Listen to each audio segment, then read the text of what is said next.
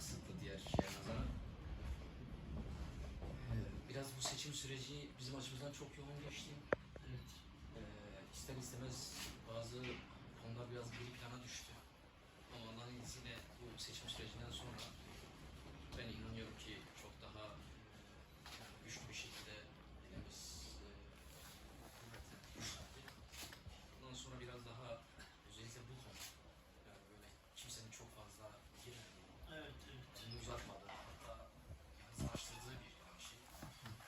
Zaten bu zaman zaman genel başkanımızla biz bu konuyu özellikle yani konuşuyoruz. Nasıl gündemleştirebiliriz? Evet.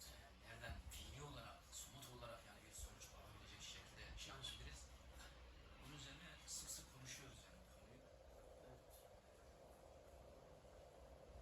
Biz de yani açıkçası yani iktidarın aslında imkanlarını bu konuda zorlamadığını.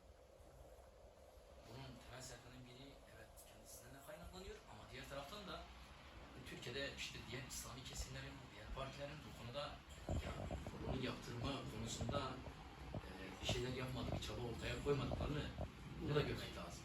Yani, dolayısıyla sadece mesele işte iktidar yapmıyor, etmiyor. Yani bir şeyler yapıyor ama yeterince yapmıyor ama bunun sebebi sadece iktidar değildi. Hükümet değildi. Bunu görmek lazım yani. Bugün zaman zaman karşılaşıyoruz yani bir şeyler yaptığın zaman kayıtsız kalmıyor, ona bir adım atmak zorunda kalıyor yani. Dolayısıyla bu anlamda yani hem izah hem ikna etmek anlamında hem de baskılamak anlamında açıkçası bu süreçten sonra inşallah biraz daha bu konuya yani şey yapacağız. İnşallah. Değineceğiz. Yani bu yüzden irtibat halinde olmakta fayda var. Evet. Tabii bize yani hani hakikaten küçük bir büyüğü olmaz. Burada yani özellikle yaşayanlar açısından olsun veya oradaki akrabalar noktasında olsun. Ufak da olsa bir kanal bulmak ya da işte burada ufak da olsa dertlerine derman olmak noktasında imkanlarımız ölçüsünde bizim sorunumuz da budur yani. Evet. Bunu yapmak lazım. Bunu da işte yani hem gündemleştirmek hem de somut anlamda bir şeyler yapma noktasında biraz daha gayret sarf etmek lazım yani. Ben o öyle düşünüyorum. Genel başkanımız da özellikle yani bu konuda hakikaten yeri geldiği zaman televizyon programında mesela getiriyor. Ama bu seçim süreci biraz yani bu ve buna benzer meseleleri biraz ister istemez hep gündemleştirme noktasında zaman ve şey bırakmadı, imkan bırakmadı. Bu süreçten sonra artık hem içerideki hem de Müslümanlardır, Filistin meselesidir, işte mesela Suriye, başka ülkelerde bazı meseleler var. Biraz daha bu konuda açıkçası hem muhalefet geçmiyor hem de hükümeti bu anlamda biraz baskılamak noktasında Tabii. inşallah elimizden gelen gayret sarf edeceğiz. Allah razı olsun. Hem biz bunu güvendik için buradayız. Mesela bu Hüdapar Partisi kurulduktan beri ben takip ediyorum. Hani zaten çok siyasi partilerden takip ediyoruz. Doğu Türkistan davası, parti üstü dava olduğu için. Ama Hüdapar kurulduktan sonra Allah razı olsun tüm mezunlarının sesi olur. Doğu Türkistan için, Suriye için, Filistin için bayağı ses getirdi. Ama yani iktidarda olmadığı için, bundan önce çok mesela medyalar paylaşılmadığı için ses getirenler inşallah şimdi meclise girdi. Ama güveniyoruz ki yani Hüdapar milletvekillerimiz, genel başkanımız inşallah bu hizmetin büyük bahsi Doğu Türkistan'da o da yani sesi getirecekler. Ben buna güveniyorum yani inşallah.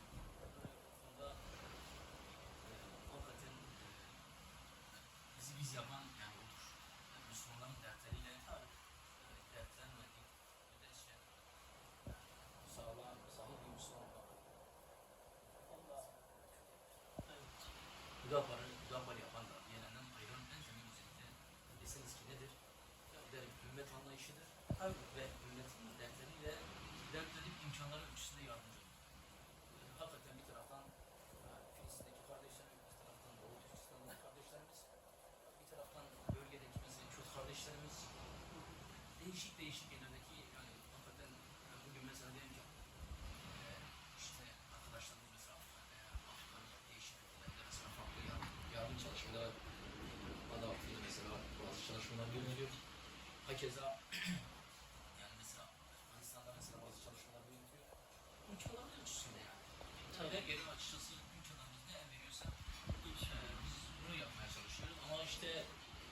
Kürdistan konusunda hakikaten yani insan tabii üzülüyor.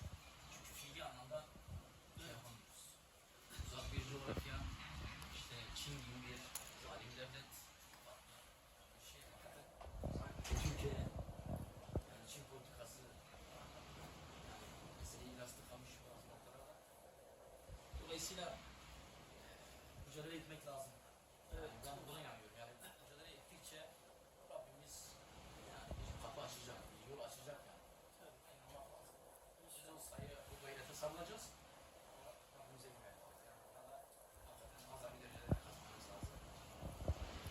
Rabbim hayır etsin. Rabbim hayrını kabul etsin. Olmasın da kabul etsin. Bakın Peygamber Efendimiz'in hayatı ümmetin diye geçti. Ta dünyanın gidene kadar. Yani bu davası bizlere miras kaldı. Biz Allah'a şükür Müslüman bir ümmet dedik zaman dünya ve ahirette zarar yok inşallah. Ama Doğu Türkistan hem ümmet olarak hem millet olarak hem bu taraftan bir partisi hem bu milletten bir partisi hem ümmetten bir partisi. Ama Doğu Türkistan'a sessiz kalmak büyük bir ihanet.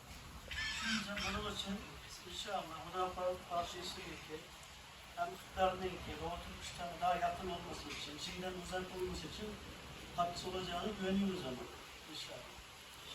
Dernekimizin isim karakterleri bir şey yapıyorsun. Fazla. Veya isim olarak derneğin ismi ne olarak geçiyor? Uygun Türkleri Yardımlaşma Dernek olarak geçiyor. Şekatını verin. İnşallah. Ben arkadaşa vermiştim yani. Gençler, çocukları Bunlar askerler.